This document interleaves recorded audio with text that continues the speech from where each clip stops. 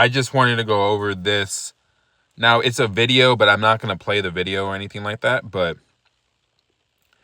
Kylian Mbappe defends Vinicius Jr. from Prestiani. Essentially, if you don't speak Spanish or you don't understand Spanish, I don't even speak Spanish, but I can understand a little bit of it. This is essentially saying you are a racist bitch.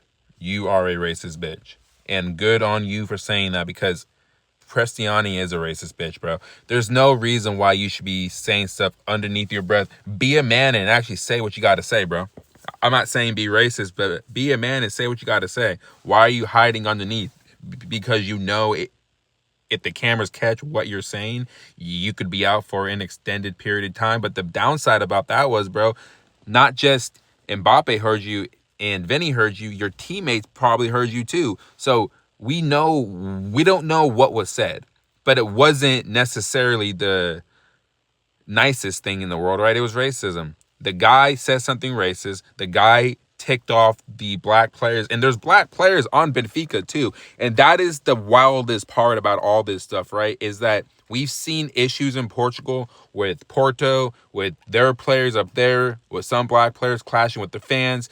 How is it possible that you guys have black players in your league and you guys decide, especially at the bigger Portuguese clubs, and you guys decide to say something racist because the guy that scored the goal is from Brazil and he happens to be black, he happens to have a darker skin complexion, but there's black Portuguese players too. So it's like, I just don't understand the logic and why we're deciding to be racist to Vinny, but there's black players in Portuguese history.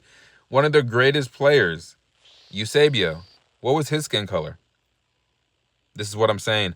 And for me, I wasn't alive when he was playing, so I don't know what he had to really deal with. But I'm saying you've had players in your history and in the current setup that are black, and you guys are deciding to be racist.